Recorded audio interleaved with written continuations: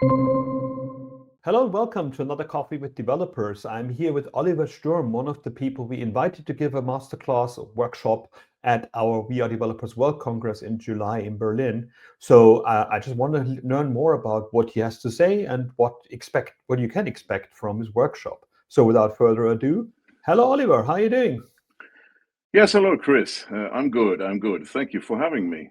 So let's remind people, who are you and what do you do?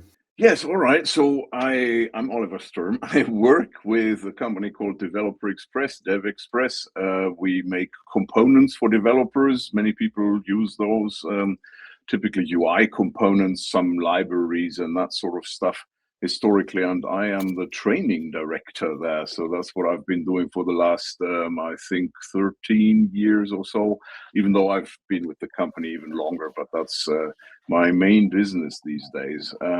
Then, for even longer than that, I have created software in various capacities, let's say, for about 35 or almost 40 years now, I think. I have created software myself and helped other people create software. Always enjoyed teaching how to do these things, and I like seeing other people learn some of what my experience has taught me, and so that's always been a big part of what I've done. So sometimes I advise, I work with projects that customers bring in from DevExpress or sometimes separately. I help them, mentor them, and try to generally, teach others what I think I have learned. That's the way that maybe I should put it in the summary. Hmm. It's the most rewarding thing, isn't it? When you taught somebody something and you see them succeed. I know so many people Yeah. that were at my courses and stuff, and then did startups and made millions of dollars and are really well off. And I'm like, I should be actually that person, but at the same time, I actually feel I get much more out of it by having Yeah. taught them the stuff. I agree. You can feel like maybe you're on the wrong track occasionally if somebody gets stinking rich, for example. But it's true. I mean, it's very rewarding to have the impression or sometimes the specific knowledge, that somebody ran with an idea or some understanding that you were able to give them, and they made something really great or valuable, whichever it is, on that basis, right? Yeah, it's a great experience. I agree. I also found that you learn a lot by teaching because you cannot fake it anymore. You have to actually know the thing to teach other people about it. Mm. I mean, I don't know, but especially in the European market, like the people coming to courses that they paid for are ruthless about getting their money's worth. So if they actually realize that you're just going through a folder and actually through a slide deck, uh, it really shows most of the time. People make you feel like, okay, I'm not learning anything from you here that I could have looked up online as well. Mm. I agree, and that's also more important in these days where everybody communicates with their AI client of choice, and asks a bunch of questions and everything. The question is, what can you bring to the table when you're trying to teach someone? And personally, I like that. My research that goes in the direction of teaching has no clear boundaries, right? You can explore everything that is related to a topic because it will all come in handy for your judgment call, what to recommend, which approach to teach primarily, what is the best thing that somebody should be doing in a certain situation, and so on. And because sometimes people see the other side of that by pointing out that maybe some of the research you make is not completely practically oriented at all times, right? So these are two different sides, and I think you should consciously be aware of both sides and try to find the perfect way through. But I do believe that a lot of the time, the purely commercially influenced approach is very one sided. And I personally don't like that. And I objectively also don't think that that's the best way to do it. And being a teacher opens up a lot of this kind of extra experience that you can have when you're just experimenting with technology, frequently finding approaches that are maybe not as commonly used as others, but the reasons why that is so are often not very convincing once you look into it in detail and realize there are actually lots of ways of solving a problem. Yeah, and I mean the other problem is, of course, what we talked about earlier, that a lot of AI systems have been taught the one simplest way, the one that got upvoted the most on things like Stack Overflow. And I always found that these are the ones that explain the how, but not the why. Like, here is how you do it, but not like, why does it work? And to me, the main difference between the junior developer and the senior developer is like, if it works the first time, a junior developer is super excited. If it works the first time, we always question it. It can't be that I've done it right, like immediately. There must be something wrong. Yeah, you're right. I mean, my personal approach is always that I like to understand what I'm doing, what I'm perhaps going to suggest for others to do. And I believe that that is also the way to allow others to make their own good choices. You want to be to have the foundation of understanding in order to make good choices. That's what I think. And I believe that it is a requirement to make choices, because if you simply, let's say, make decisions, but without being aware of your choices, then you're taking a shortcut that will very likely come back to bite you later on, right? So this is sort of a philosophical understanding that I have of the job at hand, right? We're trying to find the right way to do something. And in order to figure that out, we do need to look at all the wrong ways to do something, or at least some of them probably, to make a conscious decision for something and against something else, and not just, try to follow a trail that has been laid or prescribed by others who frequently have other interests than ours, like the vendors do. For example, when I ask Microsoft how to do cloud, well, they will tell me, right? But they will tell me a specific way of doing it, and so would Google if I asked them instead. So I think the answer for any individual problem scenario is frequently somewhere in the middle. And in order to evaluate that for myself, I do need that understanding that only comes with some research and considered advice, perhaps, and time invested altogether. And making mistakes and feeling the brunt of it as well. That's the other thing. Like we a lot of junior developers these days are bereft of this learning experience because they never make mistakes, because they just choose the first thing that the LLM tells them. And that's a weird way our world is going. But then again, let's focus more on what we actually want to talk about at hand here. Chris, stay on topic.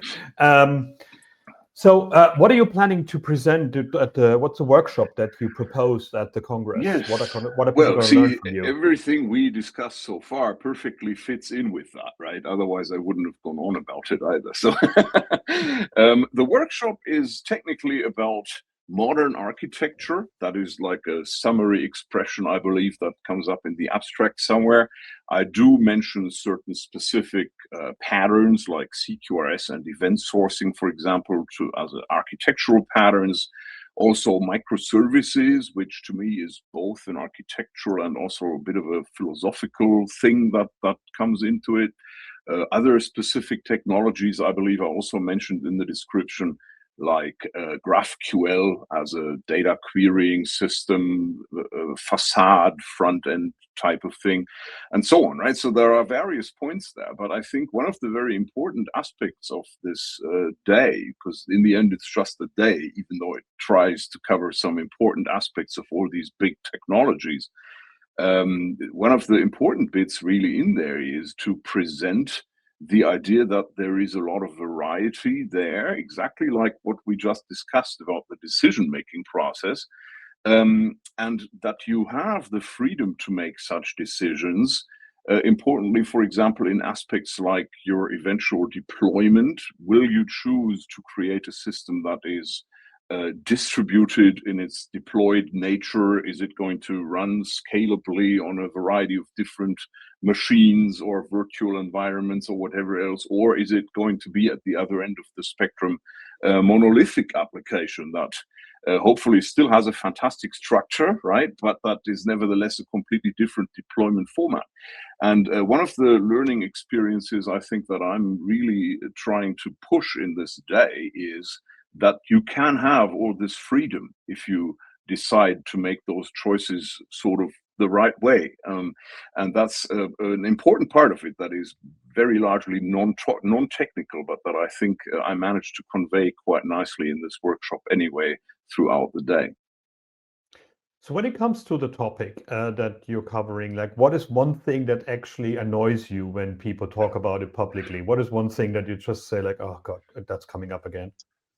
Well, okay. So I think as a sort of, I've got two answers to one question. As a very general thing, the idea of viewing things black and white, right? We've been raving against that in our conversation here the entire time, because a lot of people tend to do that, right? They have a solution of the day, the week, the year, and they try to apply this everywhere. I hate that, right? I think that's not the right way to do it. That would be the general thing. A specific thing that annoys me right now, which is kind of related to something I said about deployment and that sort of thing, is the term modulith. Don't you hate that thing? I hate that. The modulith, for those who, I mean, it's a weird thing. It's basically saying we're going to do a monolith, which we've all, known ever since we built our first exe that popped out of a compiler at some point or whatever, right? We've all done that. But then somehow this has become associated with bad software structure in many ways, the big pattern of the big ball of mud, right? So, and now today people think, hey, we actually need a new word to describe a monolith that has been built the way it should have always been done by any sane developer who knows a little bit about their job, and it is modular internally, and it is properly structured, and it works, as opposed to the other thing that somehow didn't. And so we need a new word for that, and that word is modulith. I hate it. I don't see a point. I have never in my life built a monolith that was badly architected, because why on earth would I do that? And so it kind of ticks me off when people bring that up all the time and try to make a distinction and say, we're doing this, but we're doing it well, and that's why it deserves an extra name, right? I think that's a bad idea.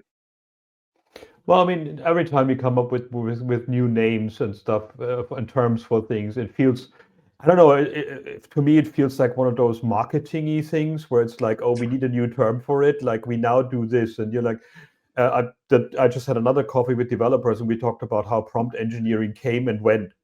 Like basically everybody's like, oh yeah, it's not going to be coding anymore. It's now going to be prompt engineering. And don't get me started on coding, because coding started in the 1950s, 60s. Like it was called writing the codes for the machine on like paper printouts and stuff. And then coding to me always came from the demo scene. It's basically the software that I write to do random stuff and animations, but not official enterprisey work stuff. So, and then out of a sudden, everything got intermingled. So that's interesting. Whenever there's a neologism like that, and yeah, it feels like also trying to put two things together that are wrong. Like the monoliths and the modules, and you're like, okay, hot loading modules on demand is one thing, and building a monolith on the other. But as you said, ever since I didn't write assembly code, I haven't written anything without modules. Yes, precisely right. I mean, you can view the term module as a very technical term, right? Something very specific, like a module in a specific programming language, or a module that is hot loaded, as you said. But the much more general idea is basically that you have building blocks, you have parts, right? Your application has multiple individual bits that you design separately, that you understand as a developer, that have individual descriptions perhaps of what they do, and so on. And that's the kind of much more general understanding I think that I'm applying here, for sure. And that is, of course, behind any well-structured, maintainable, and so on software. Like most of us who understand what we're doing have created all our lives, basically. So for that reason, I think this is an invented term that maybe, like some invented terms, serves a specific purpose of understanding for specific audiences or whatever else, right? Don't get me wrong, sometimes these terms can be useful as a teaching aid or something like that, but nevertheless, I think it's a rather bad idea, because it needs extra explanation for the new term you've suddenly coined. that doesn't actually say anything that wasn't already there in the first place. Well, we have that a lot right now as well. I mean, like I mean, the whole AI world is like full of words that I don't understand. When the conversation is about architecture, that you say like, what would you like people to stop doing in that thing? Like, what is one first step that people do wrong that you're always like, wait, don't do that. What is one thing that you would love people to stop doing before they actually go in the wrong direction? Oh, okay. Well, I think one pet peeve of mine is that there are literally people who start a new project by spinning up like a Kubernetes cluster or something like that, like way down the line of decision making, basically. Or in a very similar way, they come around and they say, hey, we're now going to do microservices. And we have already decided that they're going to be on Azure and they'll be serverless. I'm like, well, if that's what you think, then you haven't understood what microservices are all about, right? So these are the things that I really don't like when it comes to architecture. People who just, attempt to take a very large chunk of the entire decision-making process out of the picture right from the beginning. That is almost always wrong in my experience. And in any case, they rarely actually sit back to try to justify what they're doing. If they were at least going to do that and say, hey, I've already decided this and that thing because it is obvious from my perspective. But frequently, I believe that they take these steps because they literally think that this is like the quickest way to get started and the obvious right way to get started and so on. And that's what I disagree with. So it feels like that scaling from the get-go, like we got to make it work for millions of users without even having a product yet or knowing about it. Yeah. I feel the same about choosing React or choosing frameworks that if it scales for Facebook, then probably we should use it on our company blog with 5 pages as well. Kind of like, like it's a bit like saying I'd buy the same shoes as Usain Bolt and then I can run like him. True. I guess different decisions come with different consequences. React, for example, is reasonably lightweight. Yeah, there are lots of alternatives and we should know about those. But hey, it's not a huge thing. Deciding to, be based on Kubernetes is somehow bigger in many ways. It's quite big, in fact, for a lot of scenarios. And nevertheless, I have practically run into that as an initial project start decision on many occasions, for example. So what is a part of the topic that you struggle with, that you say like, okay, I'm not an expert in it. I would love to know more about it, but it's something on my plate, but I never get to actually do it.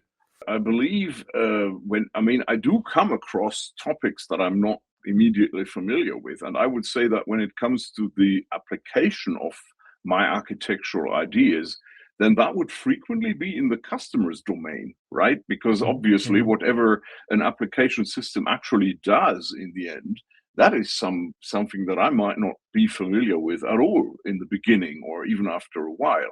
And then sometimes that domain comes with all kinds of, historical aspects of how things have always been done and the organization of all the so-and-so workers in some country, they have decided to do things a very particular way. And even if you ask them why on earth they do it that way, they won't be able to explain it to you, right? So that is, in my experience, what brings most difficulty into these systems. But on the other hand, I must say that whenever I encounter something like that, or perhaps even they are specific technical aspects, right? Up until the last couple of years ago or so, I never personally attempted to be an expert in the area of AI and LLMs and all that kind of stuff, for example. Since then, I have picked up a lot of this technology because it became more relevant to a lot of individual scenarios. And when I encounter things like that, I simply like to deal with it by spending a lot of time thinking about it. That sounds weird, but I enjoy doing that. And I try to understand new concepts, whether they are domain specific or technical, from the ground up and try to fit them into my worldview. And that allows me to kind of develop an understanding that helps me judging where they belong and how I will think about them in context of what I do in the future. I mean, it can't be that hard. There's so many people on LinkedIn that used to be crypto experts, and within a week they became AI experts. So Absolutely. it's incredible how fast that sometimes went. It's interesting. It's almost like they just changed the taglines, right? I noticed that too. It's really bizarre. Yeah, it's really odd. I mean, like I'm looking at the subscription or the submissions for the Congress right now, and it's 3,000 people sent talks in. And oh my God, there's so many things that are 100% ChatGPT, and you're like, why do you do that? I mean, I get you as a speaker or as a trainer in my conference. I want you as the human. Like if I want to talk to ChatGPT, I give people a laptop and let them do it. It feels bizarre that people are just thinking you can bedazzle people with like other people's knowledge. But I like the idea when you said like I like thinking about it first. I think there's not enough of that in this world at the moment. Like, no, maybe not. No, I mean, I know what you mean with the ChatGPT abstracts and that sort of thing. Which, however, it comes up sometimes online when people say, I'm involved with this event planning or whatever, and I see so many abstracts written in this way. I find that is almost an unsolvable problem right now, isn't it? Because some people will simply say, oh, yes, well, I kind of disregard everything that I see has been influenced by LLMs, hey, they all use M dashes, right? That was one of the things that came up recently. As a person, I have always used M dashes ever since I used tech in the 80s or something like that, and I found out that they existed, and since then I've used them. So it's pretty funny to me that all of a sudden LLMs are using them, and so people might think that my text is written by an LLM because I use the wrong dashes. It's funny. But the problem, though, is that, of course, LLMs are in fact absolutely fantastic for this precise purpose. So if I am a person whose English is not their native language and I use an LLM to double check my grammar, then all of a sudden, in the eyes of some people, I'm doing something horribly wrong because I might take on some of the suggestions the LLM brings in because I think, oh yeah, that surely sounds better than what I would natively say, right? Which is totally legitimate and in fact a fantastic aspect of LLMs. And yet on the other end of it, we have people disregarding that content perhaps because they are judgmental and think, well, who knows if they actually knew the content? And there is no way to tell, right? For sure. Yeah. So, I mean, I'm involved with some conferences where I do some track planning and whatever, and that's a big challenge. And I tend to, unfortunately, you have to pay more attention and spend more time. That's why I'm saying unfortunately, right? Because it's hard. But basically have to go more into depth of figuring out who the person is that's proposing this stuff and, see if what I think, if I've never heard of them, do I actually believe in the end that they know what they're talking about, or is it one of those, unfortunately, quite many submissions that are better off being denied because they will very likely not deliver. Sad thing. I don't know what conference organizers do about this in general. It's a big challenge. Yeah, and it's like you don't want to do the victim blaming kind of thing. Like as you said, like if somebody feels like, okay, I'm only professional if I make that LLM write it for me, then I appear professional, like rather than like just be themselves and we realize he has the knowledge or she has the knowledge of doing that. It's the tricky bit. And like, I mean, the same with like CVs and like job ads out there. I mean, there's so much looping going on in this kind of regard. It's really, really tricky. But yeah, it's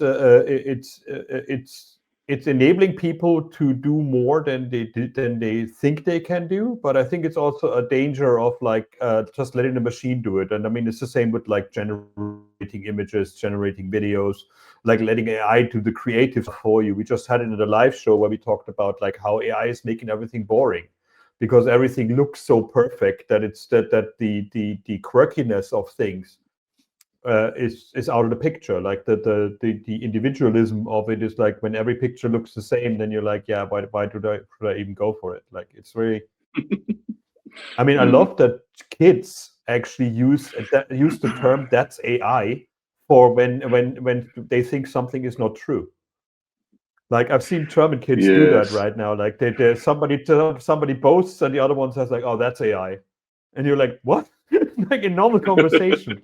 but it's good that people Yeah, start that is questioning it true. more. I think I've seen some funny things where I was watching something like the best plays of Michael Jordan in his time in the NBA or something like that, and I heard the comment of some person who was, must have been YouTube or somewhere, left a comment to say that, at whatever timestamp in the video that they thought was AI, because somehow he threw the ball in a way that they didn't think was possible or whatever. So the idea that that must be computer generated then seems to come naturally to them somehow.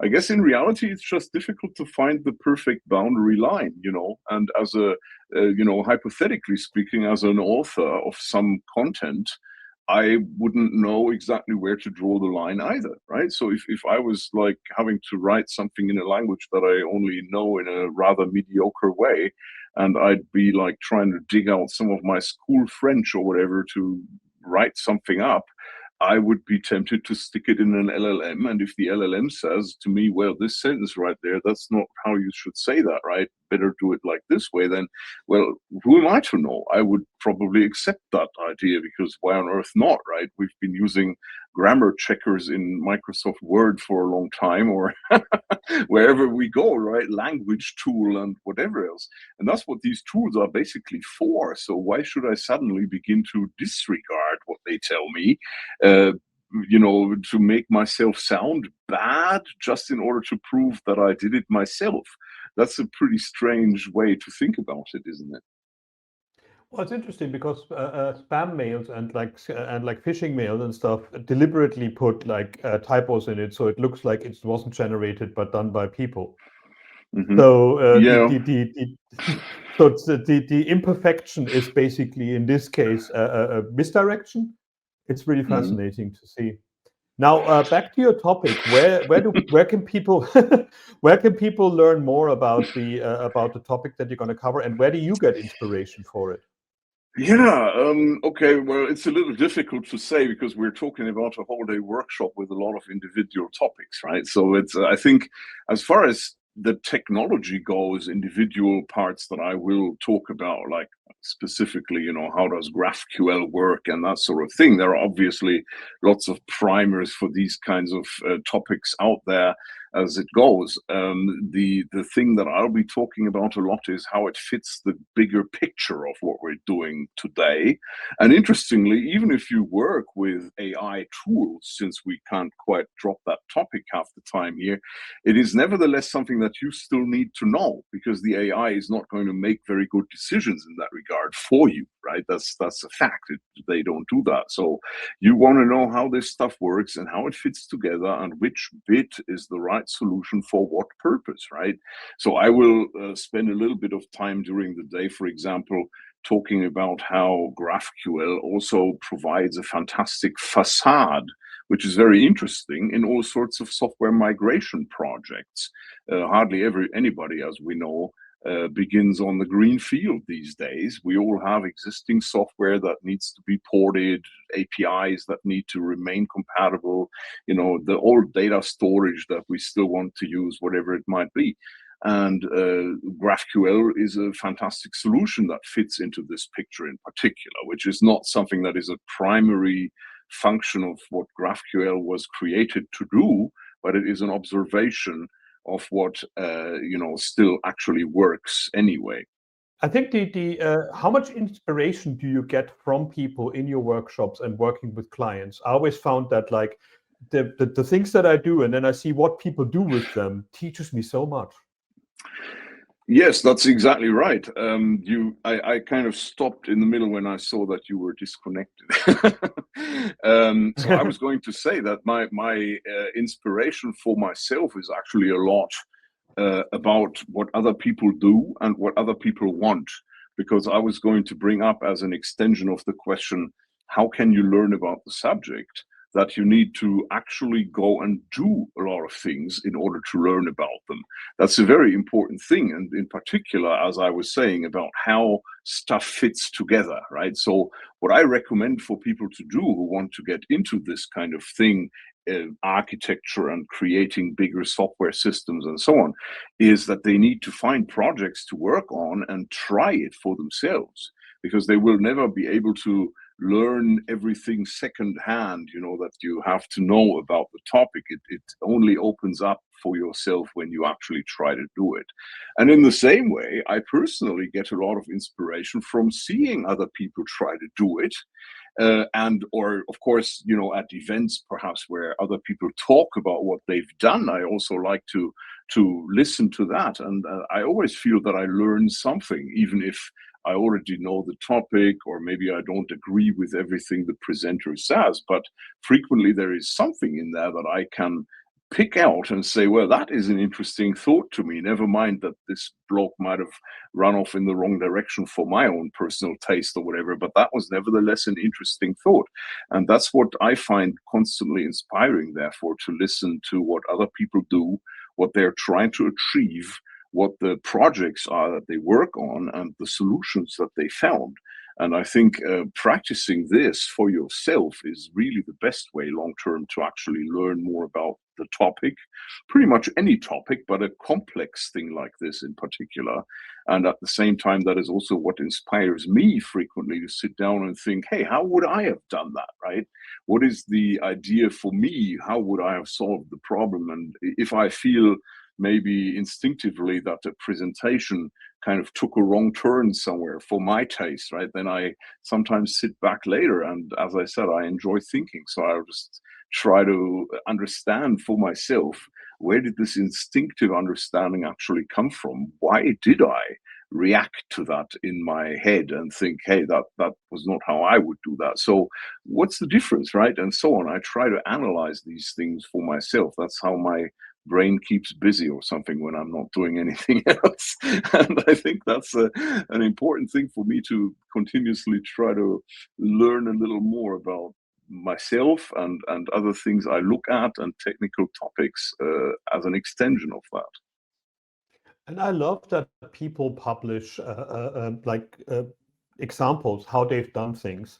I think that the last 20 years or so, there was a shift in our market where companies actually show case studies and say like, hey, we've done that and this is what came out of it. Or we've realized that using that language was not a good idea. That new language that actually is like multi-threaded gave us that much win and these kind of things. Lately, I also find that there's a lot of marketing coming in that direction. Like there's a lot of like a hyperbole in these kind of posts as well.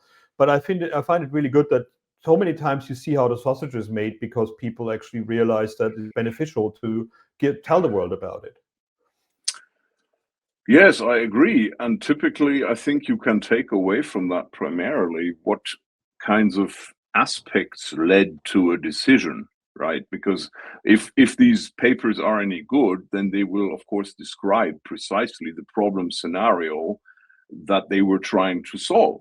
And in the way that I said, I always like to find the perfect way through the gray. That rhymes. That's nice. So that's this is something that I find very interesting to see. If my problem is exactly this, then the arguments laid out here in this paper might apply. And of course, in reality, my problem scenario is probably never exactly this. It will be something at least slightly different whenever the issue comes up for me.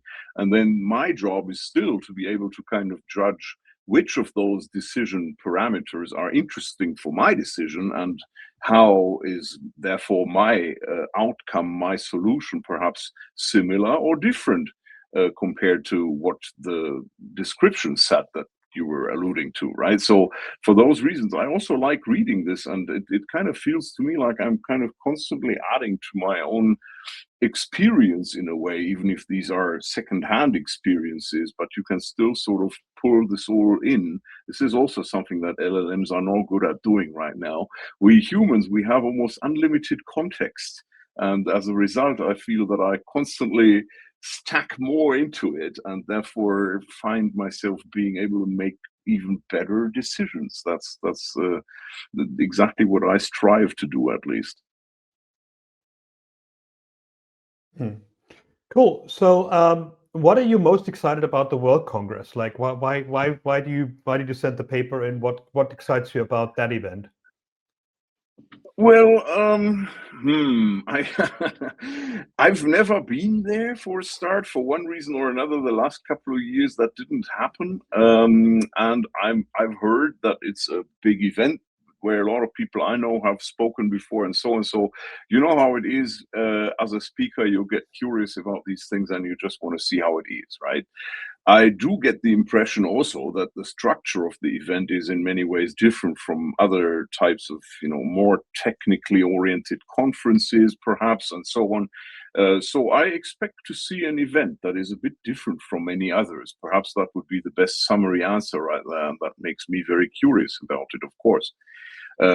On the other hand, I believe that there are lots of people in Germany, in Berlin, who will be able to benefit from what I have to say. So there it is as well. I hope to add something to the event with what I bring to the table.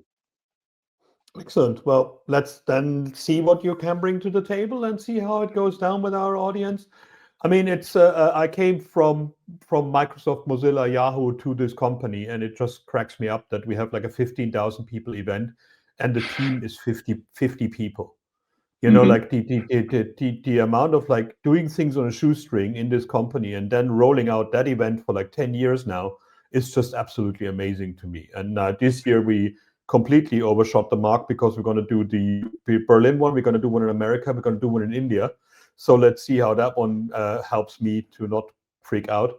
But it's absolutely fascinating to see that happening. And the other thing that I found interesting is that I've been to large events and huge events, but I've never been to huge events where you only meet developers like that. Like it's really a developer event. You meet the developers from companies, some of them in these dark matter developers that only get out once a year and they basically get one ticket to go to a conference. And it's exciting to meet those companies as well. So it's really, really an interesting different event, and it feels like it's so huge. I normally, but as a speaker, if it goes above a certain size, I'm not interested anymore. But weirdly enough, this one basically convinced me that even when I was speaking there or when I was moderating the first few years, I was like, it works. It's really that big, but it's not just a nondescript, anonymous American Comdex or these kind of conference kind of things. So it's interesting that we managed to pull that off. Yeah, okay. I see now what you're comparing it to. I was going to say, I generally, as a speaker, I think I enjoy both. There is something very interesting and good fun about being at a small community event where, everybody might be there in their spare time and they are as excited as they can possibly be about some specific topic. But being on a big stage and delivering something to a couple of thousand people or whatever is also good fun, right? It's a different experience, but it can be enjoyable. So from that perspective. But on the other hand, yes, if you bring in great big, trade shows perhaps or that sort of thing, then it gets more and more anonymous, right? You're really sort of removed from the audience in too many ways, and I suppose that's a different thing. So yeah, we'll see. I have high hopes that the event is going to be very exciting, and I can't tell about any first-hand experience yet. But if we have the same conversation again in the future after the event, I will let you know what I thought. Excellent. Well, let's see what we have after you've given your workshop and what the experience are. Yeah, always happy to get feedback to make the thing better. So yeah, that was Oliver Sturm for Coffee with Developers, and he's going to do a workshop at our Congress. In the links, you will actually see what it's there. In case you're interested, you can actually go and attend that. And with that, I bid you goodbye, and it was great talking to you. It was lots of fun. Thank you very much, Oliver. You too, Chris. Thank you.